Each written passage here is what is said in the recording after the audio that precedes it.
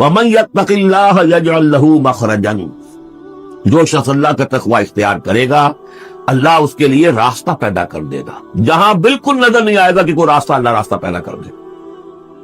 بالکل نظر نہیں آ رہا تھا موسیٰ کے ساتھیوں کو کہ اب کیسے بچیں گے، پیچھے لشکر آگے، آگے سمندر ہے، اللہ نے راستہ پیدا کیا۔ خود حضرت ابوبکر کا جو حال ہو گیا تھا کہ حضور اگر انہوں نے ذرا بھی دیکھ لیا، نیچے اپنے قدموں کی طرف بھی نگاہ ڈالی تو ہم نظر آ جائیں گے، آپ نے فرمایا لا تحزن ان اللہ معنا، راستہ نکالتا اللہ۔ پھر حضور گئے طائف، لیکن وہاں سے خالی ہاتھ آئے، مدینے میں اللہ نے خود ہی کھڑکی کھول دی، 6 آدمی ایمان لے آئے، آپ گئے ہی نہیں اور وہاں انقلاب بھی آ گیا۔ عظیم، اس اعتبار سے اللہ مخرج پیدا کرتا ہے۔ تم صحیح طریقے پر چلتے رہو، تقوی اختیار کرو، صحیح راستے پر جد و جہد کرو، یہ کام اللہ پر چھوڑو۔ کب اسے منظور ہے اس کا کامیاب ہونا؟ جب ہوگا وہ راستہ ایسا کھول دے گا کہ تمہیں گمان بھی نہیں ہوگا۔ وَيَرْزُقْهُ مِنْ حَيْثُ لَا يَحْتَسِبُ، اور اسے رزق دے گا وہاں سے جہاں سے اسے گمان بھی نہیں ہوگا۔ اقامت دین کی جد و جہد ہو، غلبہ دین کی جد و جہد ہو، اپنے آپ کو اِنَّ صَلَاتِي وَنُسُكِي وَمَحْيَايَ وَمَمَاتِي اس کا فیصلہ کرنا ہو تو سب سے بڑی رکاوٹ آتی کھائیں گے کیا؟ تو اللہ تو کہتا ہے راضی میں ہوں، ہے ایمان اور یقین اس پر، کر کے دیکھو تو صحیح، اس پر اعتماد تو کرو۔ لیکن یہ کہ اس پر اعتماد کرنا، توکل، بڑی مشکل بات ہے۔ وہ تو جتنا ایمان ہوگا اتنا ہی اعتماد ہوگا، اور گہرا ایمان ہوگا گہرا اعتماد ہوگا۔ وَمَن يَتَّقِ اللَّهَ يَجْعَل لَّهُ مَخْرَجًا وَيَرْزُقْهُ مِنْ حَيْثُ لَا يَحْتَسِبُ وَمَن يَتَوَكَّلْ عَلَى اللَّهِ فَهُوَ حَسْبُهُ۔ یہ تو ابھی تقویٰ والے کی بات ہے کہ وہ وہاں سے رزق دے گا جہاں سے اسے ملے گا بھی نہیں، اور جس نے اللہ پر توکل کر لیا تو وہ اس کے لیے بہت کافی ہو جائے گا۔ توکل کر کے تو دیکھو، حسبہ، وہ اس کے لیے کافی۔ یہاں تک فرمایا ہے حدیث میں من کان فی حاجت اخیہ کان اللہ فی حاجتہ، اگر کوئی مسلمان اپنے کسی بھائی کی ضرورت پوری کرنے میں لگ رہا ہے، اپنا وقت صرف کر رہا ہے، اللہ اس کی ضرورت پوری کرنی شروع کر دیتا۔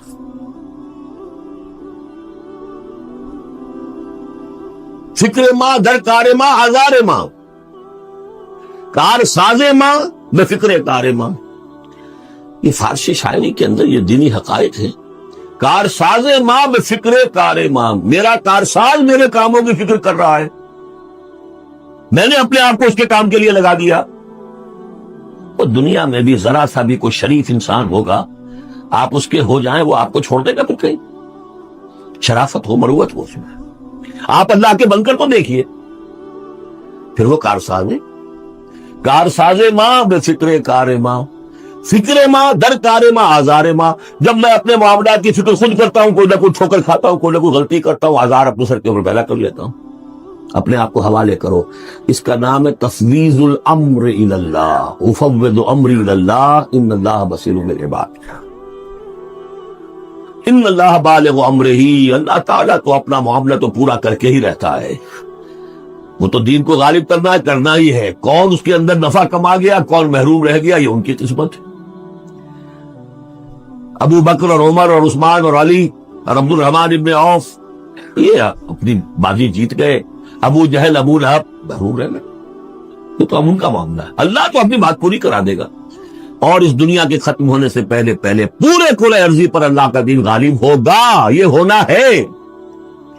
دیکھنا یہ ہے کہ تم اس بہتی گنگا میں کو ہاتھ دھونے کو تیار ہو یا نہیں، یا تم محرومین کی فہرست میں اپنے آپ کو لانا چاہتے ہو۔ بس اپنا تن من دھن لگا دو اس کے اندر، تمہاری ہڈیوں کا چورا ہو کر بھی اس نئی تعمیر کی بنیادوں میں اگر لگ جائے تو بہت بڑی کامیابی۔ قد جعل اللہ لکل شیء قدرا، بہت عمدہ مقام ہے، اللہ نے ہر چیز کے لیے ایک اندازہ مقرر کیا، کب اللہ کی مدد آئے گی یہ بھی اس نے طے کیا ہوگا۔ You have to qualify، pre qualification condition تھی، تب مدد آئے گی، یوں نہیں مدد۔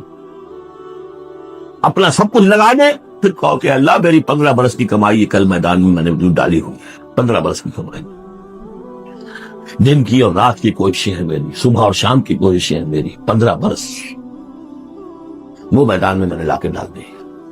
تب بخارو اللہ، اپنا مال بچا کے رکھنا ہے، اپنی مستقبل کو بھی بچانا ہے، اپنی اولاد کو بھی بچانا ہے، اور اللہ کا دین غالب ہو جائے, کہیں نام لکھا کے کسی جماعت میں شامل ہو کر بڑا تیر مار دیا. گویا کہ اللہ تعالیٰ تو جانتا ہی نہیں کتنی کنٹریبیوشن ہے, کتنا اثار ہے, کتنی قربانی ہے, کتنا وقت ہے, کتنی محنت ہے, اللہ جانتا ہے. باقی اس نے ہر چیز کا ایک اندازہ مقرر کیا ہوا ہے. اصل معجزہ کسے کہتے ہیں؟ جسے کوئی نبی چیلنج کے ساتھ پیش کرتا ہے کہ یہ ہے میری رسالت کا ثبوت, آؤ مقابلہ کر لو. حضرت موسیٰ علیہ السلام کے جو اصل معجزے تھے وہ دو تھے.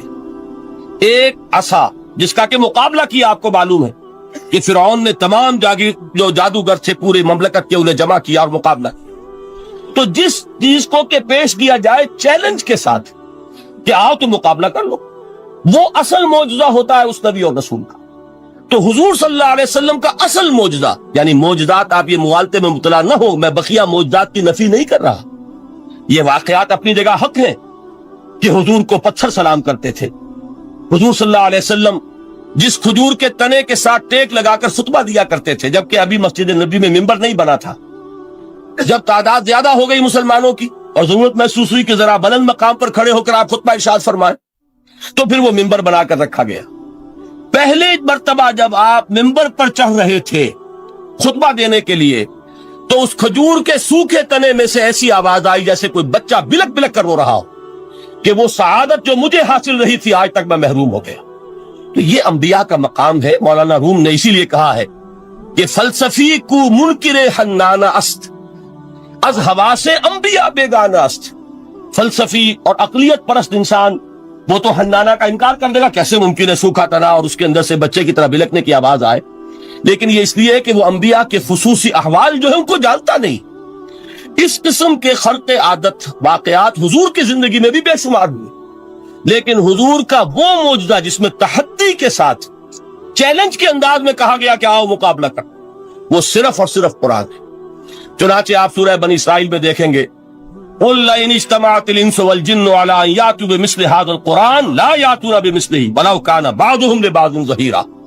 اے نبی چیلنج کر دیجئے, اگر تمام انسان اور تمام جن مل کر یہ چاہیں کہ اس قرآن جیسی کوئی تصنیف کر دیں, تو چاہے وہ ایک دوسرے کا کتنی بھی اس میں مدد کریں اور تعاون کریں, وہ ہرگز قرآن جیسی کتاب تصنیف نہیں کر سکتے. اس سے آگے بڑھ کر یہ بات کہی گئی, اچھا پورا قرآن نہیں لا سکتے, اس قرآن کی طرح کی 10 صورتیں ہی تصنیف کر لو. جب اس کا بھی جواب نہیں دیا گیا تو جسے کہتے ہیں برسبیل تنزل, اور پنجابی میں کہتا ہے کہ برے کو گھر تک پہنچانا, وہ برے کو گھر تک پہنچانے کے لیے فرمایا ایک صورت ہی بنا لاؤ.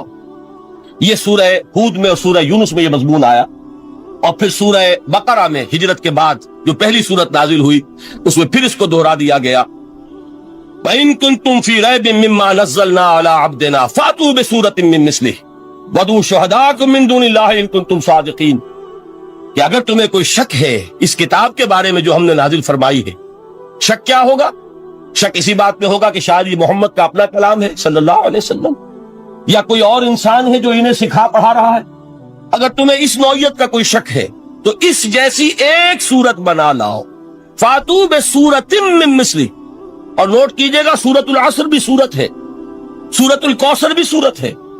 3 آیات بھی اگر ایسی تم تصنیف کر کے لے آؤ تب تو تمہیں کچھ شک کرنے کا حق حاصل ہوگا, اور اگر نہیں کر سکتے تو جان لو فَإِن لَمْ تَفْعَلُوا وَلَن تَفْعَلُوا. پھر اگر تم ایسا نہ کر سکو اور ہرگز نہیں کر سکو, ذرا چیلنج کا انداز دیکھو کہ ہرگز نہیں کر سکو, وَاتَّقُوا النَّارَ الَّتِي وَقُودُهَا النَّاسُ وَالْحِجَارَةُ, ڈرو اس آگ سے جس کا ایندھن بنیں گے انسان اور پتھر.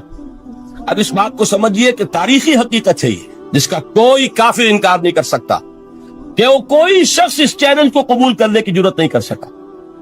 اگر جھوٹ موٹ کو بھی کوئی کھڑا ہو جاتا اور کہتا کہ ٹھیک ہے میں نے یہ ایک صورت بنائی ہے اور میرا دعویٰ یہ ہے کہ یہ قرآن جیسی ہے, تو ایک کنٹروورسی تو پیدا ہو جاتی نا. کچھ لوگ چاہے کہتے کہ نہیں یہ قرآن کے سطح کی نہیں ہے, لیکن یہ کہ اس کا دعویٰ تو ہو جاتا. لیکن تاریخ یہ بتا رہی ہے کہ سرے سے کسی شخص نے اس کی جرات نہیں کی. اس درجے وہ قرآن سے مرعوب ہوئے. تو حضور کا سب سے بڑا معجزہ جو آج تک زندہ ہے, اس کو ذہن میں رکھیے, میں نے جو حضرت موسیٰ حضرت عیسیٰ کے معجزات گنوائے ہیں وہ در حقیقت ان کی اپنی ذات کے ساتھ تھے. ید بیضا موسیٰ کے ساتھ تھا. ایسا معجزہ اس وقت تھا جب موسیٰ کے ہاتھ میں تھا, اس کے بعد کئی سو برس تک وہ صندوق سکینہ جو ہے، تابوت سکینہ، اس میں وہ عصا رکھا رہا، لیکن اب وہ معجزہ نہیں تھا، وہ سوکھی لکڑی تھی، اس کے سوا کچھ نہیں۔ تو تمام انبیاء اور رسول کے معجزے ختم ہو گئے، وہ ان کی ذات کے ساتھ تھے۔ محمد الرسول اللہ کی رسالت دائمی ہے تا قیام قیامت، لہذا معجزہ بھی آپ کا دائمی ہے، وہ معجزہ آج بھی موجود ہے۔ البتہ میں ادھر ضرور توجہ دلاؤں گا کہ قرآن مجید کے اعجاز کے 3 پہلو ہیں۔ پہلا پہلو، اور زیادہ تر اسی کی طرف توجہ زیادہ ہوئی ہے، وہ ہے قرآن کی فصاحت، بلاغت، ادبیت، اس کی چاشنی۔ ظاہر بات ہے کہ اس کا شعور اور ادراک صرف عربوں کو ہو سکتا ہے، بلکہ میرے خیال میں ناراض نہ ہو اہل عرب تو آج کے عربوں کو بھی نہیں ہو سکتا۔ یہ اسی دور کے عرب، ان کی اپنی جو اس وقت کی زبان تھی، اس زبان میں فصحاء، بلغاء، شعراء، خطباء، ان کو اتنا ذوق تھا کہ وہ باقی پوری دنیا کو کہتے تھے یہ گونگے ہیں، بولنا ہمیں آتا، خطیب ہم ہیں، شاعر ہم ہیں، خطبہ ہم دے سکتے ہیں، شعر ہم کہہ سکتے ہیں، باقی سب تو عجمی ہیں، گونگے ہیں، ان کے اندر نہ فصاحت ہے، نہ بلاغت ہے، نہ ان کے کلام میں چاشنی ہے، نہ اس کے اندر کوئی شکوہ ہے۔ یہ دعویٰ جنہیں تھا، جب ان کے منہ بند ہو گئے قرآن کو سننے کے بعد کہ اس کلام کا کوئی مقابلہ ممکن نہیں ہے، جو ان کے سبع معلقہ کے شعراء میں سے آخری شاعر وہ ایمان لے آئے، اس کے بعد جب ان سے کہا گیا کہ اب آپ شعر نہیں کہتے، حضرت عمر نے ایک مرتبہ ان سے سوال کیا کیا بات ہے، اب آپ نے شعر کہنے چھوڑ دیے؟ تو ان کا جواب یہ تھا، اب بعد القرآن، کیا اب قرآن کے بعد بھی اس کا امکان ہے کہ کوئی شخص اپنی فصاحت اور بلاغت کا کوئی اظہار کرنا چاہے؟ یہ تو فصاحت اور بلاغت کی ایک معراج ہے کہ جس تک کہ اب کسی انسان کی رسائی ممکن نہیں۔ تو فصاحت اور بلاغت جو ہے قرآن کی اور اس کی ادبیت، در حقیقت اس کا ادراک تو ہو سکتا ہے صرف اہل زبان کو۔ ہم لوگ جو ترجموں سے پڑھتے ہیں، چاہے کتنی ہی گرامر پڑھ لیں، کتنی صرف و نحو پڑھ لیں، واقعہ یہ ہے کہ وہ جو ایک ہوتا ہے نفس پر جب انگلی آتی ہے تو جو ایک آپ کو فیل ہوتی ہے، وہ فیل ہم جو عجمی لوگ ہیں جن کی مادری زبان عربی نہیں ہے، وہ قرآن مجید کی فصاحت اور بلاغت کو اس طور سے نہیں سمجھ سکتے جیسے کہ اہل زبان سمجھ سکتے ہیں، اور خاص طور پر جیسے کہ اس زمانے کے اہل زبان نے سمجھا۔ آج چونکہ عربی زبان ویسے تو جو اس کی فصیح لینگویج ہے وہ جو کی تو اپنی اصل پر قائم ہے، اور وہ اسی قرآن کے طفیل اور قرآن کے سطح قائم، ورنہ دنیا میں کوئی دوسری زبان نہیں ہے کہ جو 1500 برس تک اتنی پیور رہ جائے، اس میں تبدیلی آتی۔ خود اردو جو ہے 300 برس کی اردو، دکن کی اردو، ذرا اس کو کبھی پڑھیے تو آپ حیران ہوں گے کہ یہ اردو زبان، اور آج کی اردو کوئی اور ہے۔ یہ صرف 200-250 برس کے اندر یہ انقلاب اردو میں ہو چکا ہے۔ عربی زبان 1500 برس سے وہ قائم ہے اپنے اسی جگہ پر، اور وہ صرف قرآن کا اعجاز اور قرآن کا صدقہ ہے، لیکن باقی جو اصل میں بولی جانے والی زبانیں ہیں وہ بہت بدل چکی ہیں۔ لہذا تمام اہل عرب کے لیے بھی اب قرآن کے اس پہلو کو صحیح طور پر سمجھنا ممکن نہیں۔ قرآن کی جو اعجاز کے 2 پہلو ہیں، وہ ہے در حقیقت جو میری اور آپ کی توجہ کے خاص طور پر در حقیقت دار ہیں، اور ہمیں ان کی طرف توجہ کرنی چاہیے۔ بدقسمتی سے اس کی طرف عام طور پر علماء نے توجہ نہیں کی، اس کی صرف ادبیت ہی کا چرچا ہوتا ہے۔ اصل میں قرآن مجید علم انسانی کی معراج، فکر، فلسفہ، حکمت، قرآن کی ابدی حکمت، قرآن کا ابدی فلسفہ، قرآن انسانی مسائل کا جو حل دیتا ہے، قرآن نے سوشل سائنسز میں جس طریقے سے رہنمائی کی ہے، یہ 2 پہلو ہیں اس کے اعجاز کے، جس کی کہ آج ہمیں ضرورت ہے کہ ہم اس کا شعور اور ادراک حاصل کریں۔ اس کے ضمن میں خاص طور پر علامہ اقبال کا نام لینا چاہتا ہوں۔ میرے نزدیک اس دور میں قرآن مجید کے اس اعجاز اور اس کے ایک معجزہ ہونے کے لیے سب سے بڑی دلیل علامہ اقبال کی شخصیت ہے۔ وجہ کیا ہے کہ علامہ اقبال علماء کے طبقے میں سے نہیں تھے۔ ظاہر بات ہے کہ جن کا پورا جو ہے جن کی زندگی گزرتی ہو قال اللہ و قال الرسول میں، ان کے دلوں میں عظمت قرآن کی، ان کے دلوں میں حضور کی محبت، یہ تو سمجھیے کہ ہونی ہی چاہیے، ان کے شب و روز اسی میں گزرتے ہیں۔ لیکن یہ کہ ایک ایسا شخص جس کی تعلیم ہے کالجوں کی، یونیورسٹیوں کی، جس نے مشرق اور مغرب کے فلسفے کھنگال ڈالے، وہ شخص، اور وہ بھی اس دور میں جبکہ ہم پر مغرب سے مروبیت بہت شدید تھی۔ آج تو وہ مروبیت بہت کم ہو چکی ہے۔ آج تو ہمارا عام نوجوان جو ہے وہ آنکھوں میں آنکھیں ڈال کر بات کرتا ہے، اس میں خود اعتمادی ہے۔ ہمارا بھی اپنا ایک معاشی نظام ہے، ہمارا اپنا ایک سیاسی نظام ہے, ہمارا ایک اپنا سماجی نظام ہے, ہماری اپنی سوشل ویلیوز ہیں. آج کا نوجوان الحمدللہ احیاء اسلام کی وہ جد و جہد جو ہے وہ مرحلہ در مرحلہ بہرحال آگے بڑھ رہی. وقت لگے گا لیکن یہ کہ اس میں یقیناً ترقی ہوئی ہے. اسی کا مظہر یہ ہے کہ خود اعتمادی, وی ہیو کانفیڈنس. ہم جانتے ہیں کہ اسلام ایک دین ہے, مکمل دین ہے, اس کے پاس زندگی کے تمام مسائل کا حل ہے. لیکن یہ ہے آج 1985 کی بات. علامہ اقبال اس صدی کے آغاز میں گئے ہیں یورپ, جبکہ ہم محکوم تھے انگریز کے. ایک حاکم قوم کے ہاں جا کر, اس سے مروبیت کتنی شدید اس وقت تھی, جو جاتا تھا اکثر و بیشتر جو ہے واپس آتا تھا تو کھڑے ہو کر پیشاب کرنا ضروری سمجھتا تھا, اس لیے کہ اس نے وہاں پر لوگوں کو یہی کرتے دیکھا. ان کا لباس, ان کی وضاقتہ, ان کی تہذیب, ان کا تمدن, ہر طرح سے ان کے گن گاتا ہوا, ان کے لیے وہ بہت قصیدے جو ہے تعریف کے کہتا ہوا آتا تھا. لیکن ایک علامہ اقبال کی شخصیت وہ ہے کہ وہ یہ خود کہتے ہیں کہ میں اس آگ میں ڈالا گیا ہوں مثل خلیل.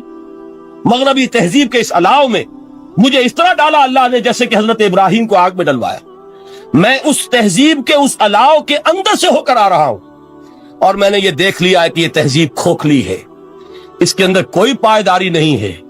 نظر کو خیرہ کرتی ہے تب چمک تہذیب حاضر کی, یہ صناعی مگر جھوٹے نگوں کی ریزہ کاری ہے. اور دیار مغرب کے رہنے والوں خدا کی بستی دکان نہیں ہے, کھڑا جسے تم سمجھ رہے ہو وہ اب ذرے کا معیار ہوگا. تمہاری تہذیب اپنے خنجر سے آپ ہی خودکشی کرے گی, جو شاخ نازک پہ آشیانہ بنے گا لا پائیدار ہوگا. اب آپ اندازہ کیجئے وہ شخص جو بنیادی طور پر فلسفی ہے, فلسفے کا طالب علم ہے, وہ جرمنی اور انگلستان میں جا کر فلسفے کھنگالنے کے بعد اسے اگر تسکین حاصل ہوئی, اس کے جو علم کی پیاس تھی اگر اسے سیری حاصل ہوئی تو صرف قرآن کے ذریعے سے. نہ کہیں جہاں میں اما ملی, جو اما ملی تو کہاں ملی میرے جرم خانہ خراب کو تیرے عفو بندہ نواز میں. یہ وہ شخص ہے آخری زندگی میں ان کا کام صرف ایک رہ گیا تھا, قرآن کی تلاوت. بڑے بڑے فلسفی ملنے آتے تھے علامہ اقبال سے ملنے, وہ سمجھتے تھے بڑی لائبریری ہوگی, جیسے بڑے وکیل اس کی لائبریری آپ کو معلوم ہے کتنی جلدیں رکھی ہوں گی, خوبصورت جلدیں بنی ہوئی, ایسے ہی کوئی بڑا فلسفی, بڑا پروفیسر, اس کی سٹڈی, اس کی کتابیں بڑی مروب کن ہونی چاہیے. لیکن علامہ اقبال کے ہاں سب کتابیں اٹھوا دی تھی انہوں, صرف ایک کتاب رہ گئی, اور سید نذیر نیازی کا نام آپ نے سنا ہوگا. انہوں نے جب یہ گواہی دی ہے, یہ واقعہ شاید آپ کے علم میں نہ آیا ہو, یہ بہت اہم واقعہ ہے. وہ یہ لکھتے ہیں کہ میں نے ایک مرتبہ علامہ سے پوچھا کہ کچھ لوگ اعتراض کرتے ہیں یا یہ خیال ظاہر کرتے ہیں کہ آپ نے اپنا فلسفہ خودی نیٹشے سے لیا ہے, کوئی کہتا فلاں سے لیا ہے, کوئی کہتا فلاں سے لیا ہے, کچھ آپ خود بتا سکیں گے کہ آپ کے فلسفہ خودی کی سورس کیا ہے؟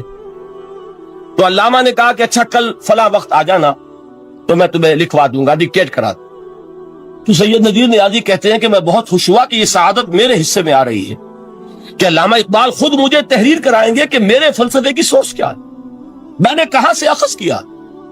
دوسرے روز وہ گئے, حاضر ہوئے, بڑے ہی ارمانوں کے ساتھ پینسل اور کاپی لے کر بیٹھے. علامہ نے فرمایا ذرا قرآن مجید نکال لاؤ. وہ قرآن مجید لائے, حیران ہوئے, یہ فلسفے کا سورس مجھے ڈکٹیٹ کرانے چلے تھے, یہ قرآن مجید کہہ رہے. کہا کہ ذرا سورۃ الحشر اس کا آخری رکوع, وَلَا تَكُونُوا كَالَّذِينَ نَسُوا اللَّهَ فَأَنسَاهُمْ أَنفُسَهُمْ أُولَٰئِكَ هُمُ الْفَاسِقُونَ. اے لوگوں, ان لوگوں کے مانند نہ ہو جانا جنہوں نے اللہ کو بھلا دیا تو اللہ نے انہیں اپنی خودی سے غافل کر دیا, اپنے آپ سے بیگانہ بنا دیا. یہی ہے لوگ جو فاسق ہیں. علامہ نے کہا میرے فلسفے کی سورس یہ میں آپ کو بتانا چاہتا ہوں. اس معنی میں میں کہتا ہوں کہ اس دور میں علامہ اقبال کی شخصیت کو میں اعجاز قرآن کا سب سے بڑا مظہر سمجھتا ہوں. ایک شخص 20ویں صدی عیسوی کی شخصیت, اور پھر یہ کہ وہ کہیں مسجد اور کسی مدرسے کے ماحول میں پلا بڑھا نہیں ہے, بلکہ اسکولوں اور کالجوں میں اور یونیورسٹیوں میں, اور صرف ہندوستان میں نہیں, انگلستان اور جرمنی کی یونیورسٹیوں میں رہا, جس نے اپنا لوہا منوایا ہے. وہ شخص اگر یہ کہتا ہے کہ میرے لیے فکر کی بنیاد, میرے فلسفے کی سورس, میری تمام سوچ کی رہنمائی جو ہے وہ اس کتاب نے کی ہے, تو معلوم ہوا کہ واقعتاً یہ قرآن مجید آج بھی معجزہ ہے. یہ بات تو ہوئی فلسفے اور فکر کے اعتبار سے. دوسرا پہلو جو اپلائیڈ پہلو ہے اس دور کے اعتبار سے وہ اہم تر ہو گیا ہے इंसान के लिए जो पेचीदा तमद्दुनी मसाइल, सियासी मसाइल को कैसे हल किया जाए, माशी मसाइल का हल कैसे हो, समाज में तवाजुन कैसे हो, मर्द और औरत के दरमियान तवाजुन कैसे हो।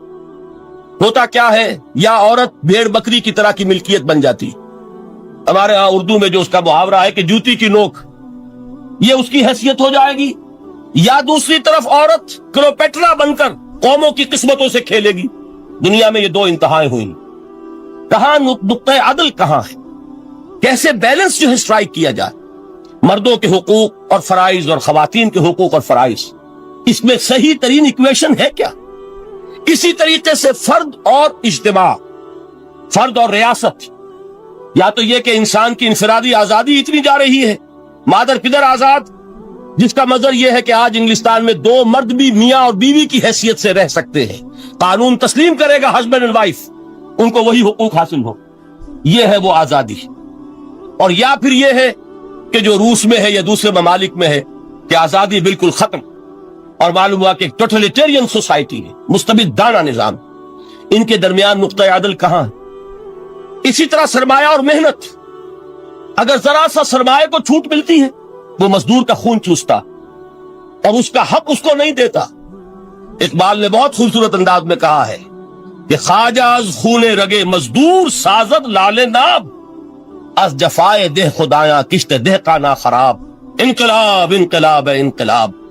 एक तरफ सरमायादार है जो मजदूर की रगों में से खून निचोड़कर सुर्ख शराब का पैमाना लेकर बैठा हुआ है, वो दर हकीकत मजदूर का खून है जो पी रहा है। एक तरफ वो जमींदार और जागीरदार है जो काश्तकार का खून जो है चूस रहा है। तो ये या तो ये इंतहा है, और या ये है कि अगर जरा आप मजदूर को या उस कारकुन को थोड़ा तहफ्फुज दीजिए तो वो काम नहीं करता। हमारे यहां पिछले दौर में यही हुआ था।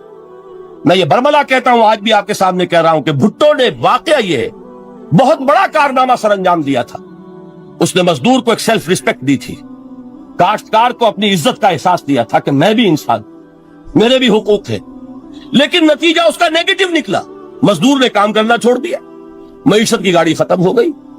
वो चीज के जो मुतवाजिन हो, जिसमें मजदूर को उसका हक मिल रहा हो और पसीना खुश्क होने से पहले उसकी जायज मजदूरी उसको मिल गई हो, जिसमें कि इंसान किसी सरमायादार की रैयत बनकर न रह जाए।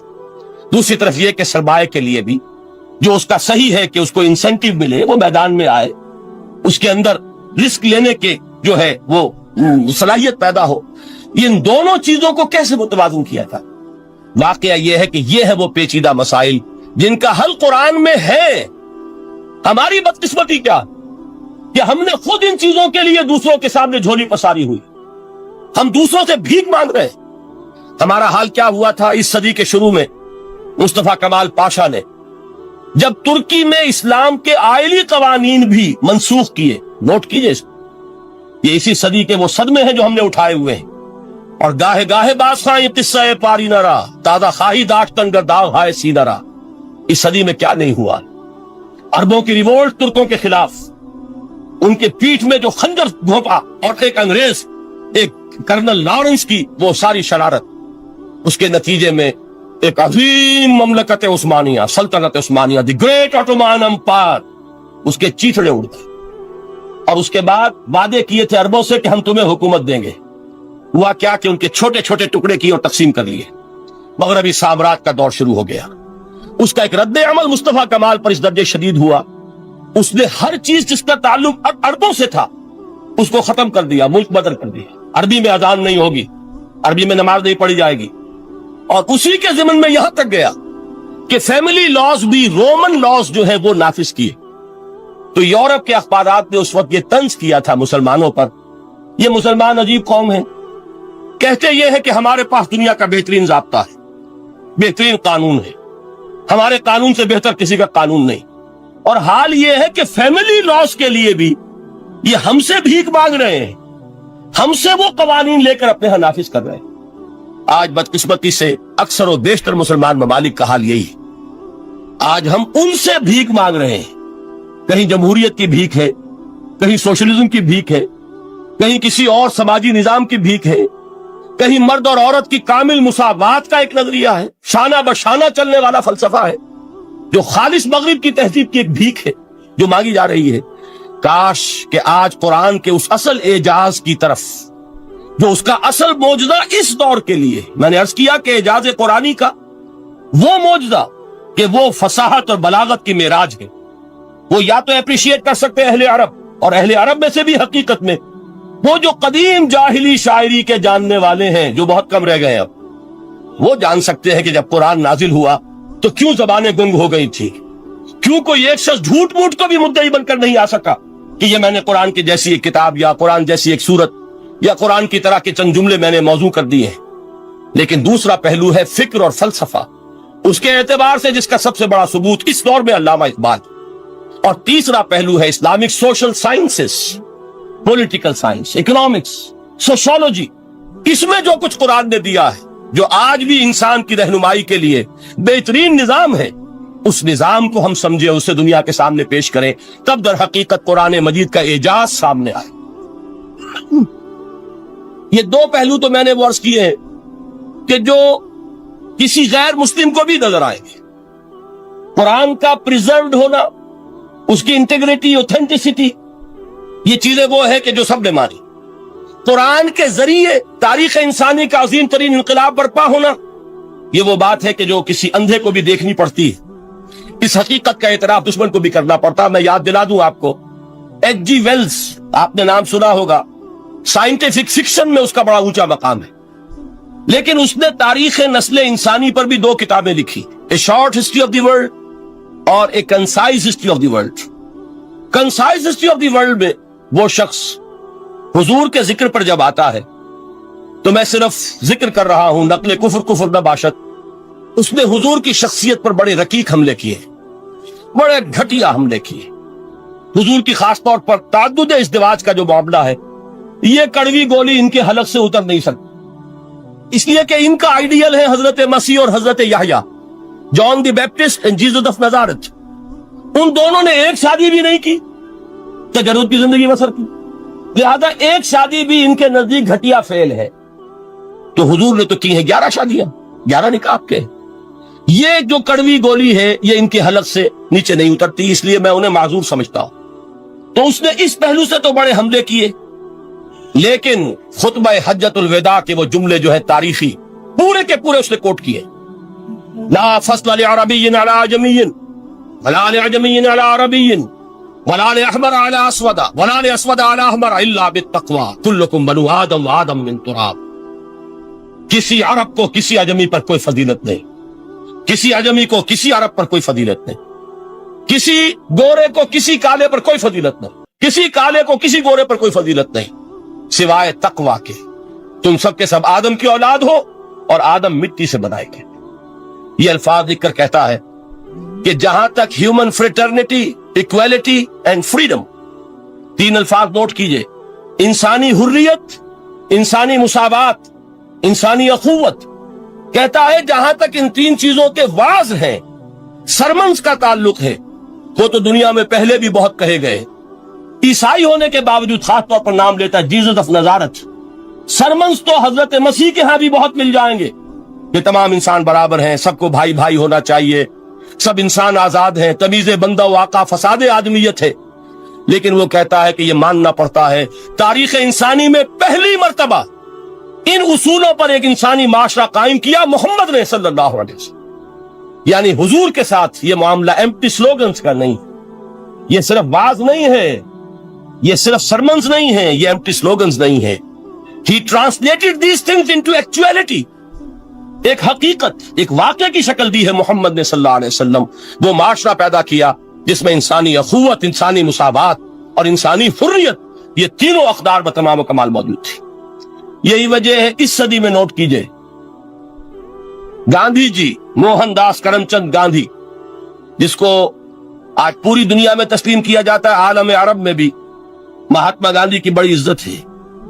پنڈت نہرو کا کسی زمانے میں استقبال ہوا تھا ریاض میں، تو ہمیں بہت غصہ آیا تھا کہ مرحبا برسول السلام، welcome to the prophet of peace, یہ الفاظ تھے کہ جن سے پنڈت نہرو کا استقبال ہوا تھا۔ गुस्सा हमें बहुत आया, ये रसूल का लफ्ज इस्तेमाल कर दिया इन्होंने। बाद में हमने सोचा भाई रसूल के मानी उनके यहाँ एलची के हैं, तो उन्होंने इसको अपनी जो भी गलती में समझा या सही समझा, इसको छोड़ दीजिए, मैं कुछ सियासी गुफ्तगू नहीं करना चाहता। उन्होंने समझा कि ये शख्स इस वक्त अमन का पैगाम्बर है, लिहाजा उसको वेलकम किया। बहरहाल गांधी जी का जहां तक मामला है, आपके इल्म में है कि पूरी दुनिया में उस शख्स की अजमत को तस्लीम किया गया है। हमारा मामला हिंदुस्तानी मुसलमानों का मामला ये दूसरा है। वो तो आपको मालूम है कि जूता जिसे काटता है उसे पता चलता है कि ये जूती काट रही है, वरना देखने वाले को पता चलेगा बड़ा खूबसूरत जूता है, बड़ा उम्दा जूता है, कोई इसमें खराबी नहीं है, लेकिन जिसे वो पिंच कर रही है उसे पता है कि ये है क्या।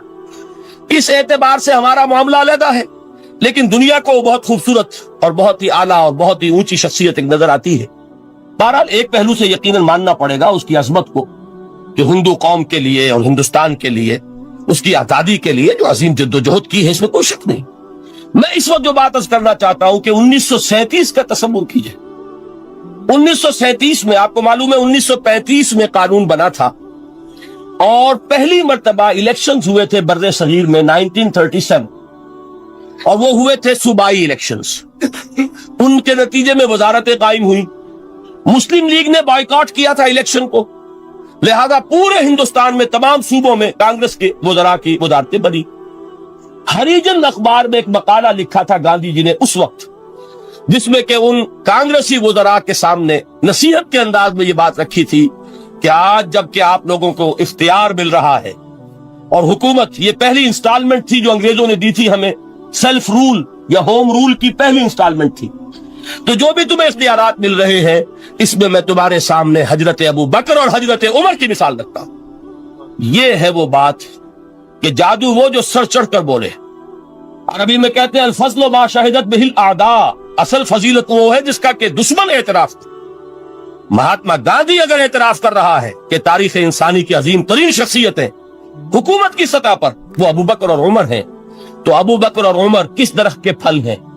वो शजर तैयबा, शजर नबूवत है कि जिसके फल है अबू बकर और उमर, जिनको तरबियत दी है मोहम्मद ने सल्लल्लाहु अलैहि वसल्लम। तो मालूम हुआ कि ये चीजें वो हैं कि जिसका लोहा आज दुनिया मान रही है।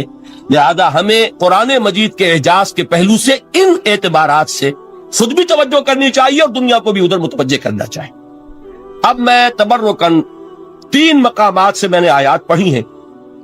कुरान मजीद की अजमत का वो इदराक और शऊर जो हमें हो सकता है, हम वो कि जो कुरान को मानते हैं अल्लाह का कलाम, हम उस बुनियाद पर समझे कि अल्लाह ने अपने कलाम की क्या मदह की है।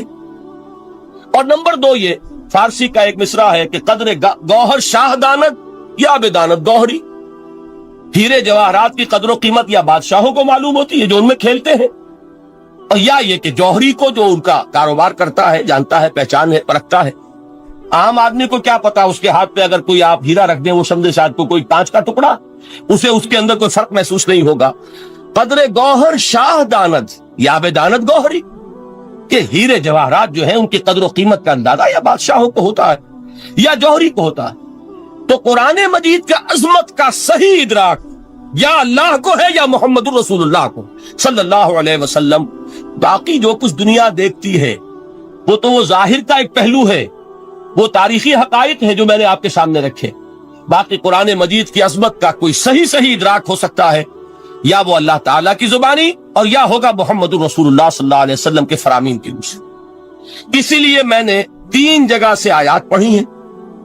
एक मकाम से सूरह रहमान की इब्तदाई 4 आयात, सूरह यूनुस की 2 आयात, सूरह हश्र की 1 आयत, और 3 अहादीस नबविया हैं जिनका मैंने जिक्र किया है, इसलिए कि तीसरी जो है वो बहुत तवील हदीस है, वो पूरी मैं इस वक्त नहीं पढ़ सकता था।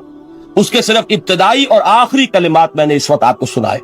मैं थोड़ी सी तशरीह उनकी करूंगा ताकि कुरान मजीद की अजमत का जो नक्श मेरे और आपके कल्ब पर होना चाहिए वो सही दर हकीकत इन आयात और अहादीस की रोशनी में हमारे दिलों पर कायम होता है। देखिए, कुरान मजीद की अजमत ये कलाम है। इसकी कलाम की अजमत का पहला पहलू है मुतकल्लिम की अजमत के एतबार से। अरबी में कहा जाता है कि कलामुल मुलूक मुलूकुल कलाम है। बादशाहों का कलाम कलामों का बादशाह होता है। बादशाह जब गुफ्तगू करेगा मालूम होगा शाहाना अंदाज है। एक कोई भिखारी गुफ्तगू करेगा या कोई کوئی کجرا گفتگو کرے گا, سبزی فروش کرے گا, کوئی مچھلی فروش کرے گا, ہر ایک کا پتہ چل جائے گا کہ کون بولا. وہ جس کو کہتے ہیں کہ تانت بازی راگ پایا, 2 جملے کوئی شخص بولے گا پتہ چل جائے گا کتنے پانی میں ہے, اس کے علم کا, فضل کا, تہذیب کا, تمدن کا کیا معیار ہے. اس لیے کہ کلام جو ہے در حقیقت متکلم کی پوری شخصیت کی عکاسی کرتا ہے. اس کا مقام کیا ہے, اس کا مرتبہ کیا ہے, اس کے ذہن کی بلندی کیا ہے, اس کے فکر کی گہرائی کیا ہے, اس کے افق ذہنی کی وسعت کیا ہے, اس سب کا اندازہ ہوگا کلام سے. تو اب یہ کلام ہے اللہ کا. معلوم ہوا کہ اللہ کی صفات کا ایک کامل عکس قرآن مجید میں موجود. یہ بات سمجھیے, اس کو قرآن نے کس طرح بیان کیا. یہ وہ لطیف حقائق ہیں جن کے لیے قرآن مجید تمثیل کا پیرا اختیار کرتا ہے.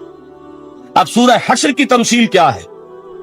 لو انزلنا هذا القرآن على جبل, اگر ہم نے اس قرآن کو کسی پہاڑ پر اتار دیا ہوتا, لرأيته خاشعا متصدعا من خشیت اللہ, تم دیکھتے اس پہاڑ کو کہ اللہ کی خشیت سے دب جاتا اور پھٹ جاتا. وَتِلْكَ الْأَمْثَالُ نَضْرِبُهَا لِلنَّاسِ لَعَلَّهُمْ يَتَفَكَّرُونَ. اور یہ مثالیں ہیں جو ہم لوگوں کے لیے بیان کرتے ہیں تاکہ وہ تفکر سے کام لیں, غور و فکر کریں. اگر میں اور آپ قرآن کی عظمت سے واقف نہیں ہوں گے, اس بات کو نوٹ کر لیجئے, تو میں اور آپ اپنا وقت کیسے صرف کریں گے اس کے لیے. انسان کا ایٹیچیوڈ بڑا یوٹیلیٹیرین ہے آج کے انسان کا خاص طور پر. وہ کسی ایسے ہی کام کے لیے وقت لگائے گا جس میں اس کے لیے فائدہ ہو, اور اس فائدے کی چیز اگر نہیں ہے تو اس کی طرف متوجہ نہیں ہوگا.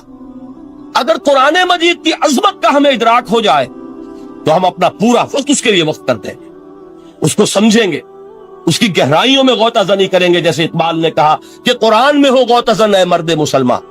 لیکن اگر یہ کہ اس کی عظمت کا ادراک نہ ہوا تو بس یہ کہ کبھی اتفاق ہو گیا کہ کھول لیا اور اس کو پڑھ لیا, پڑھ بھی لیا بغیر سمجھے, اور اس کا ثواب کسی اور کو پہنچا دیا. وہ آج حصول ثواب بھی نہیں رہا, ایصال ثواب ہی رہ گیا. ورنہ یہ کہ بہرحال علامہ اقبال نے جو اس پر پھپتی چست کی ہے کہ بایا تشترا کارے جزی نیست کے از یاسین او آسا بمیری. اس قرآن کی عظیم آیات سے اے مسلمان آج تیرا سروکار صرف اتنا رہ گیا ہے کہ کوئی شخص مر رہا ہو, عالم نزا میں ہو, تو اس کو یاسین سنا کر اس کی جان جلدی سے نکال دو, آسانی سے نکل جائے. بس یہ سروکار رہ گیا. میں یہ نہیں کہتا کہ نہ پڑھی جائے, حضور نے فرمایا ہے پڑھنی چاہیے, لیکن صرف یہ نہیں ہے اس کا مصرف. یہ تو انسانی زندگی کی رہنما کتاب بن کر نازل ہوئی ہے. اس کے اوپر اس اعتبار سے توجہ تم نہیں کر رہے ہو, بلکہ تمہاری اس کے ساتھ جو ہے دلچسپی صرف کتنی رہ گئی.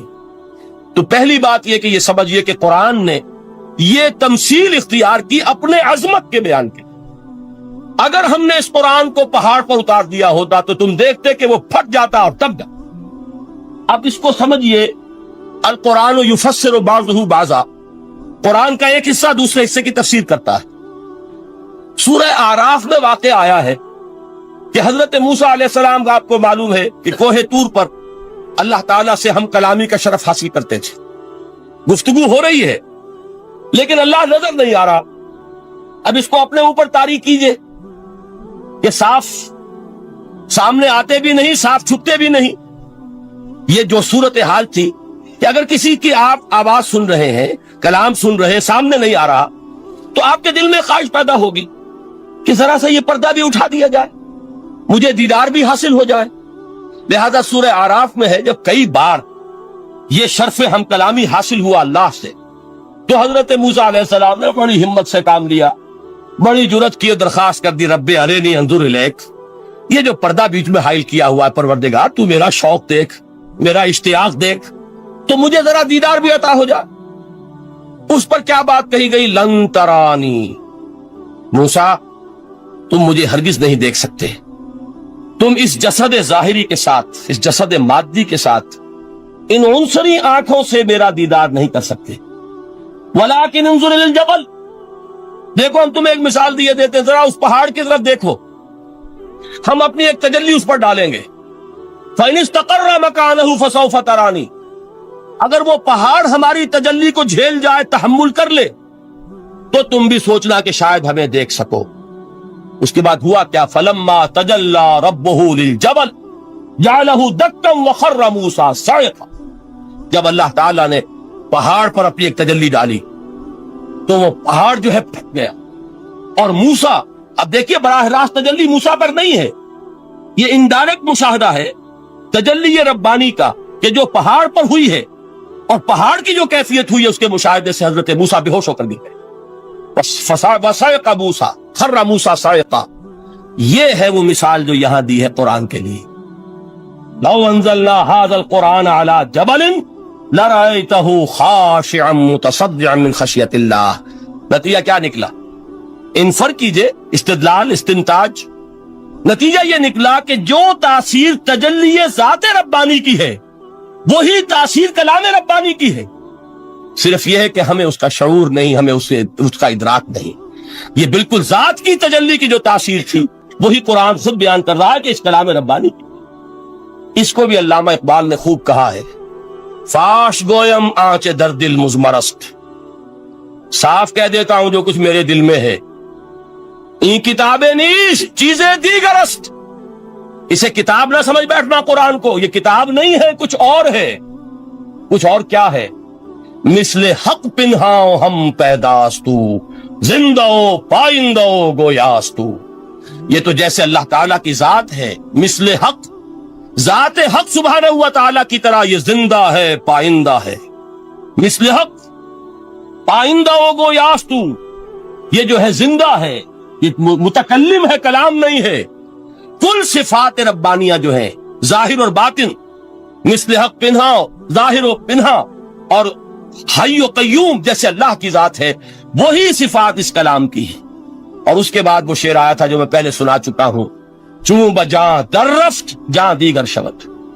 جب یہ قرآن کسی انسان کے اندر سرایت کر جاتا ہے، اس کے دل پر نازل ہوتا ہے. دیکھیے یہ الفاظ آپ کو کہیں اور نہیں ملیں گے. میرے نزدیک جہاں علامہ اقبال اس دور میں قرآن کی عظمت کا سب سے بڑا ثبوت ہے، وہاں عظمت قرآنی کے سب سے زیادہ واقف اور اس کا سب سے زیادہ شعور رکھنے والے بھی علامہ اقبال. یہ الفاظ آپ کو کہیں نہیں مل سکیں گے کہ مثل حق پنہاؤ ہم پیداستو زندہ پائندہ گویاستو چوں بجاں در رفت جہاں دیگر شود جہاں چو دیگر شد جہاں دیگر شود. جب یہ انسانوں کے اندر سرایت کر جاتا ہے، ان کے اندر ایک انقلاب آ جاتا ہے، اور یہ اندر کا انقلاب ہے جو ایک عالمی انقلاب کا پیش خیمہ بنتا ہے. آپ آرڈیننس کے ذریعے سے نمازیں پڑھوائیں گے تو پھر نماز وہی پڑھی جائے گی جو آفس ٹائم میں آئے گی، باقی اور کیوں پڑھیں گے؟ وہ تو آرڈیننس کے ذریعے سے پڑھائی جا رہی ہے نا. اس کا حشر تو وہ ہوگا جو ہمارے ہاں دیکھا جا چکا ہے. اور اس وقت بھی اس زمانے میں نے یہ سنا ایک جگہ کہ کلاس 4 امپلائیز جو ہیں، وہ شروع میں جب آرڈیننس نافذ ہوا تھا ہمارے ہاں تو دفتروں میں بڑا اہتمام ہوا، آفیسرز نے خاص طور پر بڑے اہتمام سے ظہر کی نماز پڑھنی شروع کی. لیکن مجھے بتایا گیا کہ کلاس 4 امپلائیز جو ہیں ہمارے، یہ ڈرائیورز ہیں، پینز ہیں، یہ کھڑے ہنستے رہتے ہیں، شریک نہیں ہوتے. میں نے ان سے کہا وہ اس لیے کہ انہیں معلوم ہے کہ آپ بھی تو یہی پڑھ رہے ہیں صرف نماز، باقی آپ کے ڈرائیور سے اور آپ کے خانسامہ سے یہ بات چھپی ہوئی نہیں ہے کہ عصر آپ نے بھی نہیں پڑھنی، یہ صرف زور ہے جو آپ پڑھ رہے ہیں. تو یہ اصل میں اندر کا انقلاب جب تک نہ آئے، باہر کا ٹھوسا ہوا انقلاب، وہ تو جب پریشر ہٹ جائے گا تبدیلی ختم ہو جائے. چوں بجاں در رفت جہاں دیگر شود، اندر انقلاب آئے. جب اندر تبدیلی ہو جائے گی، اب انسان کا پورا وجود بدلے گا، پھر اس کے اندر سے تبدیلی جو ہے وہ ابھرے گی، اسے کسی خارجی دباؤ کی ضرورت نہیں ہوگی. جہاں چو دیگر شد جہاں دیگر شود. اور جب انسانی شخصیتوں کے اندر یہ انقلاب اندر سے آتا ہے تو پھر وہ عالمی انقلاب بنتا ہے. جیسے کہ محمد رسول اللہ کا انقلاب. واقعہ یہ ہے کہ اگر جوش کانسپیریسی، عبداللہ ابن سبا کی سازش اگر کامیاب نہ ہو گئی ہوتی اور مسلمانوں کے اندر آپس کا اختلاف اور سرپھٹول نہ ہو جاتا، جو حضرت عثمان کی شہادت، پھر حضرت علی کی شہادت رضی اللہ تعالی عنہما، اور حضرت علی کی دوران خلافت یہ آپس کے جو جنگیں ہوئی، جنگ جمل، جنگ صفین، جنگ نہروان، اگر یہ نہ ہوئی ہوتی تو جس سپیڈ کے ساتھ اور رفتار کے ساتھ انقلاب محمدی کی توسیع ہو رہی تھی علی صاحب الصلاۃ والسلام، کوئی طاقت دنیا میں نہیں تھی. اقبال نے اس کا بھی نقشہ کھینچا ہے کہ تھمتا نہ تھا کسی سے سیل رواں ہمارا. وہ سیل رواں تھا، کوئی روکنے والا نہیں تھا. انٹرنل سیبوٹاج وہ ہے کہ جس نے اس انقلاب کا راستہ روکا. تو واقعہ یہ ہے کہ وہ اندرونی انقلاب حضور نے برپا کیا قرآن کے ذریعے صحابہ میں. اندر سے جو انقلاب تھا اس نے عرب میں ایک انقلاب کی شکل اختیار کی، اور یہ انقلاب جو ہے اتنی اپنے اندر قوت رکھتا تھا، اتنی پوٹینشیلٹی تھی اس کی، کہ کہ وہ 20 برس کے اندر اندر کہاں آکسس دریائے جیہوں، کہاں اٹلانٹک، تصور تو کی تاریخ میں اس سے پہلے اتنی بڑی کوئی مملکت قائم ہوئی نہیں، کہاں یمن اور کہاں ایشیائے کوچک، ایشیا مائنر ٹرکی، یہاں سے وہاں اور وہاں سے یہاں، یہ عظیم مملکت حضرت عثمان رضی اللہ تعالیٰ عنہ کے خلافت میں ہو چکی تھی۔ یہ بات اگر یہ چلتا معاملہ آگے تو کوئی قوت اب نہیں رہی تھی، سلطنت روما ختم ہو چکی، سلطنت کسرا ختم ہو چکی تھی، پخشتے اڑ گئے تھے، کسی طاقت رہ گئی تھی جو سیلاب کا راستہ روکتی۔ یہ وہ یہودی سازش ہے جس نے اندر سے سبوٹا۔ بہرحال یہ ہے انقلاب محمدی کا طریقہ، اندر سے تبدیلی۔ اسی کو علامہ اقبال نے کہا ہے، تیرے ضمیر پہ جب تک نہ ہو نزول کتاب، گرہ کشا ہے نہ راضی نہ صاحب کشاف۔ یہ قرآن اب بھی تم ایسے محسوس کرو کہ جیسے تمہارے دل پر نازل ہو رہا ہے۔ اور مجھے یاد آیا امام ابن قیم رحمت اللہ علیہ، ان کا ایک بڑا پیارا جملہ ہے، وہ کہتے ہیں قرآن کے بعض پڑھنے والے ایسے ہیں کہ جب وہ قرآن کو پڑھتے ہیں تو یوں محسوس کرتے ہیں کہ قرآن مصحف میں لکھا ہوا نہیں ہے، ان کے اپنے دل کے اوپر کندہ ہے، دل کے اوپر سے پڑھ رہے ہیں، یعنی اتنی کامل مطابقت وہ محسوس کرتے ہیں، اپنی فطرت، ہیومن نیچر اور قرآن کے اندر اتنی مطابقت ہے، اس طرح وہ ٹیلی کرتے ہیں ایک دوسرے کے ساتھ کہ محسوس ہوتا ہے کہ وہ کتاب ان صفحات میں لکھی ہوئی نہیں ہے بلکہ لوح قلب پر لکھی ہوئی ہے کہ جہاں سے وہ انسان اسے پڑھ رہا۔ تو پہلی بات تو قرآن مجید کی اس آیت کے حوالے سے اس پہلو سے ہمارے سامنے آئی کہ جو تاثیر ہے ذات ربانی کی تجلی کی، وہی تاثیر ہے اس قرآن مجید کی، بشرطے کہ ہمارے دل جو ہیں وہ کچھ اپنے اندر اس استعداد اور صلاحیت کو پیدا کریں۔ دوسرا مقام ہے سورہ یونس کا۔ اب کسی کلام کی عظمت کا دوسرا پہلو ہو سکتا ہے اس کی افادیت کے اعتبار سے، اس سے فائدہ کیا ہوگا نوع انسانی کے لیے۔ دیکھیے دو آیات، یہ عظیم خزانے ہیں عظمت قرآن کے۔ سورہ یونس میں یا ایھا الناس، اے لوگو، قد جاءتکم موعظۃ من ربکم وشفاء لما فی الصدور وہدی ورحمۃ للمؤمنین۔ 4 الفاظ نوٹ کر لیجئے۔ اے لوگو، آ گئی ہے تمہارے پاس وہ چیز تمہارے رب کی طرف سے جو موعظہ ہے۔ موعظہ کسے کہتے ہیں؟ نصیحت۔ اس بات کو ذرا سمجھ لیجئے ترتیب کیا ہے۔ نصیحت اسے کہتے ہیں، جی رہا نہیں جا رہا، میں نے اس کی ترتیب بدلی ہوئی ہے۔ مجھے یاد دلایا ایک صاحب نے کہ سورہ رحمان کی ابتدائی آیات کا بیان تو رہ گیا، وہ رہا نہیں، میں نے پڑھا کسی اور ترتیب سے تھا، بیان کسی اور ترتیب سے کر رہا ہوں۔ پڑھنے میں 4، 2 اور 1، اور اب جو میں بیان کر رہا ہوں پہلے 1 آیت سورہ حشر کی جو بیان کی، اب 2 آیات ہیں سورہ یونس کی۔ لوگوں، تمہارے پاس آ گئی ہے تمہارے رب کی طرف سے موعظت، اور تمہارے سینوں کے اندر جو روگ ہیں ان کے لیے علاج۔ توجہ کیجئے گا، ہم نے قرآن کو کیا سمجھا ہے؟ صرف ایک مقدس کتاب، ایک حصول ثواب یا ایصال ثواب کا آلہ۔ قرآن ہے کیا؟ نمبر 1 موعظہ۔ موعظہ کسے کہتے ہیں؟ وعظ اسے کہتے ہیں وہ بات جس سے دل نرم ہو جائے، دل کے اندر گداز پیدا کرنے والی شے۔ وجہ کیا ہے؟ اعلیٰ سے اعلیٰ حکیمانہ بات کسی سے کہی جائے، دل سخت ہے، اثر نہیں ہوگا، ایک کرسٹ آ جاتا ہے انسان کے دل کے اوپر، جیسے کہ یہود کے علماء کے بارے میں فرمایا گیا، ثم قست قلوبکم فہی کالحجارۃ او اشد قسوۃ وان من الحجارۃ لما يتفجر منه الانہار وان منها لما يهبط من خشیۃ اللہ وان منها لما يشقق فيخرج منه الماء۔ اے لوگوں، پھر تمہارے دل سخت ہوتے چلے گئے، پھر وہ پتھروں کے مانند سخت ہو گئے، بلکہ ان سے بھی زیادہ سخت، اس لیے کہ پتھروں میں تو وہ بھی ہوتے ہیں کہ جو اللہ کے خوف سے گر جاتے ہیں، پتھروں میں وہ بھی ہوتے ہیں کہ جو اللہ کی خشیت سے پھٹ جاتے ہیں، ان میں سے پانی بہ نکلتا ہے۔ پتھر تو اس طرح کے ہیں، لیکن انسان کا دل جب سخت ہو جائے، جب پتھر بن جائے، تو کوئی شے دنیا کی اس کی سختی کا مقابلہ نہیں کر سکتی۔ پہلے اس سختی کو نرم کریں گے، جیسے زمین ہے چٹیل زمین، اس زمین کے اندر ہل چلے گا تو بارش جو ہے فائدہ دے گی، اس کو آپ زمین کو نرم کرتے ہیں تاکہ وہ بارش کو جذب کرے، ورنہ چٹیل زمین ہے سخت، وہ پانی بہ جائے گا اور وہ زمین کے اندر جذب نہیں ہوگا۔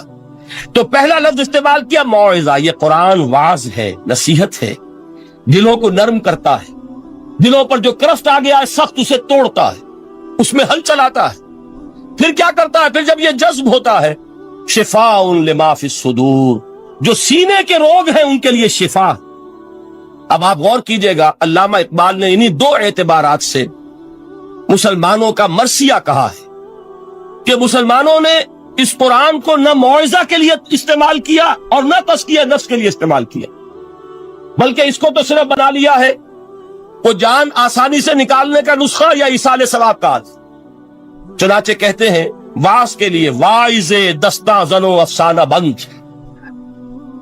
واعظ جو ہے ہمارے داستانے کہتے ہیں، افسانے کہتے ہیں، قصے کہتے ہیں، لطیفے کہتے ہیں، معنی او پست و حرف او بلند، اس کے بیان میں معنی تو ہوتے ہیں بہت ہی گھٹیا نیچے کے پست، الفاظ کا شکو ہوتا ہے، الفاظ بہت اونچے ہوتے ہیں۔ از خطیب و دیلمی گفتار او با ضعیف و شاذ و مرسل کار او، سارا باز و نصیحت جو ہو رہا ہے وہ ضعیف حدیثوں کے ذریعے سے، ضعیف روایات بخاری کی ہو، مسلم کی ہو، ترمذی کی ہو، ابن ماجہ کی ہو۔ کہاں خطیب بغدادی اور دیلمی، وہ کتابیں کہ جن کی کوئی سند نہیں ہے، وہاں کی روایات کے ذریعے سے لوگوں کو تذکیر کرنے کی کوشش کر رہے ہیں۔ با ضعیف و شاذ و مرسل کار ہو، ضعیف روایات، شاذ روایات، مرسل روایات جن کا سلسلہ روایت محمد الرسول اللہ تک متصل نہیں ہے، اس کے ذریعے سے کر رہے ہیں، حالانکہ موعظہ، سب سے بڑا موعظہ یہ قرآن تھا۔ قرآن کہتا ہے خود فذکر بالقرآن من یخاف وعید، اے محمد صلی اللہ علیہ وسلم آپ اس قرآن کے ذریعے نصیحت کیجئے، یہ قرآن ہے جو دلوں کی سختی کو ختم کرے گا، گداز پیدا کرے گا۔ دوسری طرف علامہ اقبال کیا کہتے ہیں کہ جہاں تک ہمارے ہاں جو بھی تصوف کے معروف حلقے ہیں، صوفیاء حق کی بات نہیں کہہ رہا، وہاں قوالی ہو رہی ہوگی تو حال آ جائے گا۔ صوفی پشمینہ پوش حال مست، از شراب نغمہ قوال مست، قوال سے جو کچھ مل رہا ہے، حال آ رہا ہے، مستی آ رہی ہے، کیف اور سرور حاصل ہو گیا ہے۔ صوفی پشمینہ پوش حال مست، از شراب نغمہ قوال مست، لیکن یہ کہ اس کی محفل میں در نمی سعادت بقرآن محفلش، اس کی محفل میں قرآن کا کہیں گزر نہیں ہے۔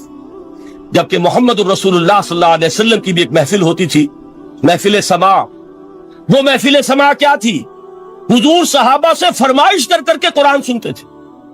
حضرت عبداللہ ابن مسعود رضی اللہ تعالیٰ عنہ کی روایت موجود ہے کہ مجھے ایک مرتبہ حکم دیا حضور نے کہ قرآن سناؤ۔ میں نے عرض کیا حضور آپ کو سناؤں؟ آپ پر تو نازل ہوا ہے۔ حضور نے فرمایا نہیں، مجھے کسی اور سے سن کر کچھ اور لطف حاصل ہوتا ہے۔ اب امتثال امر میں حضرت عبداللہ ابن مسعود رضی اللہ تعالیٰ عنہ نے سورہ نساء پڑھنی شروع کی۔ 41ویں آیت پر پہنچے، چشم تصور سے دیکھیے کہ حضور بھی تشریف فرما ہے، صحابہ کرام کی محفل ہے، اور صحابہ کیسے بیٹھا کرتے تھے ادب کے ساتھ۔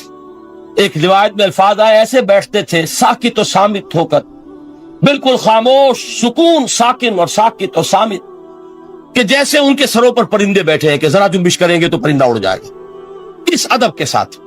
تو وہ محفل جو ہے حضور صلی اللہ علیہ وسلم کی، اور ایک صحابی حضرت عبداللہ ابن مسعود گردن نیچی کیے ہوئے ہیں اور قرآن پڑھتے چلے جا رہے ہیں۔ جب اس آیت پر پہنچے فَكَيْفَ إِذَا جِئْنَا مِن كُلِّ أُمَّةٍ بِشَهِيدٍ وَجِئْنَا بِكَ عَلَى هَؤُلَاءِ شَهِيدًا، کیا ہوگا اس دن جس دن کہ ہم ہر امت پر ایک گواہ کھڑا کریں گے، اور اے نبی آپ کو گواہ بنا کر لائیں گے ان کے خلاف۔ آپ کو یہ ٹیسٹیفائی کرنا ہوگا کہ اللہ تیرا جو کلام میرے پاس آیا تھا میں نے پہنچا دیا تھا، اب ان کی ذمہ داری ہے، they are accountable, they are responsible۔ اس پر حضور نے فوراً فرمایا حسبک حسبک، بس کرو بس کرو۔ اور حضرت عبداللہ ابن مسعود فرماتے ہیں کہ میں نے جب نگاہ اٹھا کر دیکھا حضور کے آنکھوں سے آنسو روا تھے۔ یہ ہے سماع، یہ محفل سماع ہے، کاش کہ اللہ تعالی ہمیں اس کی توفیق عطا فرمائے۔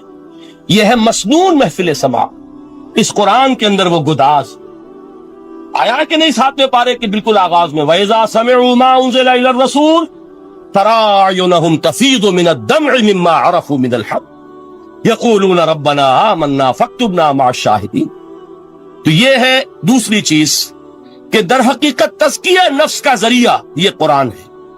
سینوں میں جو روگ ہیں، حب دنیا، حب مال، حب شہرت، حب اقتدار، جس کو کہ ایڈلر کہتا ہے دی ارج ٹو ڈومینیٹ، میرا غلبہ ہو، میرا تسلط ہو، میں نمایاں ہو جاؤں، میری حکومت بن جائے، اختیار میرے ہاتھ میں آ جائے، دی ارج ٹو ڈومینیٹ۔ یہ ساری ارجز ہیں ہماری در حقیقت جس سے فساد رونما ہے. یہ حب مال ہے جس کی وجہ سے ہمارے اندر تنافس ہے. الہاکم التکاثر حتی زرتم المقابر. یہ کثرت اور بہتات کی طلب تمہیں غافل کیے رکھتی ہے یہاں تک کہ قبروں تک جا پہنچتے ہو. آنکھ انسان کی کھل نہیں پاتی. جس کے پاس 10 نسلوں کے لیے کھانے کو موجود ہے اس کی بھی حرص جو ہے اور مزید کا لالچ جو ہے وہ ختم نہیں. یہ چیزیں ہیں اصل روگ. ان دلوں کے روگوں کا اور سینوں کے اندر کے ان امراض کا علاج قرآن. یا ایھا الناس قد جاءتکم موعظۃ من ربکم وشفاء لما فی الصدور. اب جب یہ دو چیزیں ہو جائیں گی اب تیسرا لفظ ہے ہدن. ہدایت بیکار ہے جب تک دل میں گداز نہ ہو. ہدایت بیکار ہے جب تک کہ نیت درست نہ ہو. کوئی شخص بڑا عالم ہے لیکن اپنے علم کو اس نے ذریعہ بنایا ہے دنیا کمانے کا, تو در حقیقت یہ قرآن اس کے حق میں ہدایت نہیں ہے, اس کے حق میں عذاب خدا بندی کا ذریعہ بن رہا. حضور نے خود فرمایا القرآن حجت لک او علیک. یہ قرآن یا تمہارے حق میں حجت ہے یا تمہارے خلاف حجت بنے گا قرآن کے قیامت کے دن. اس لیے کہ ایک شخص اس کو دنیا کمانے کا ذریعہ بنا رہا ہے, ایک شخص اس کو شہرت کے حصول کا ذریعہ بنا رہا ہے, ایک شخص علم کو ذریعہ بنا رہا ہے دنیا میں نمایاں ہونے کا, اپنی تعریف کا. حضور نے فرمایا کہ قیامت کے دن سب سے پہلے 3 افراد کا معاملہ پیش ہوگا عدالت خدا بندی میں. ایک وہ جو بڑا عالم سمجھا جاتا تھا, اس سے بڑا علم پھیلا. دوسرا وہ جو بہت صاحب ثروت تھا, اس نے بہت خیرات کے کاموں میں پیسہ لگایا. تیسرا وہ جو دنیا میں شہید سمجھا جاتا تھا کہ اللہ کی راہ میں جنگ کرتے ہوئے جان دیا. اللہ ان تینوں سے جو اس کو نعمتیں دی تھی ان کا ذکر کر کے پوچھے گا کہ میں نے تمہیں یہ دیا, تمہیں یہ دیا, تمہیں یہ دیا, تم کیا کر کے لائے؟ وہ شہید کہے گا کہ اللہ میں نے تیری راہ میں جنگ کی اور اپنی جان دے دی تاکہ تو راضی ہو جائے. اللہ فرمائے گا کذبتا, تو نے جھوٹ بولا. انک قد قاتلت لان یقال جریء, تو نے تو یہ جنگ اس لیے کی تھی کہ کہا جائے کہ بڑا جری ہے, بڑا بہادر ہے. یہ لوگوں سے بہادری کے تمغے لینا تمہارا مقصود تھا. وقد قیل, وہ کہا جا چکا ہے, اب یہاں تمہارے لیے کچھ نہیں. اور فرشتوں کو حکم ہوگا اور وہ اوندے منہ اس کو گھسیٹتے ہوئے جہنم میں جھونک. دنیا میں شہید سمجھا جا رہا ہے, آخرت میں جہنمی. یہی حال اس عالم کا ہوگا, یہی حال اس دولت مند کا ہوگا. تم نے یہ علم پھیلایا تھا کہ تمہارے علم کا چرچا ہو جائے, تمہاری شہرت ہو جائے, لوگ تمہاری دستبوسی کرنے لگیں, لوگ تم سے جھک کر ملیں. وہ دنیا میں ہو گیا, تمہارا مطلوب مل چکا, تمہارا مقصود حاصل ہو چکا, اب یہاں کچھ نہیں. تو جان لیجئے کہ جب تک دلوں کے روگ درست نہ ہو, علم بیکار ہے, ہدایت قطعاً غیر مفید ہے.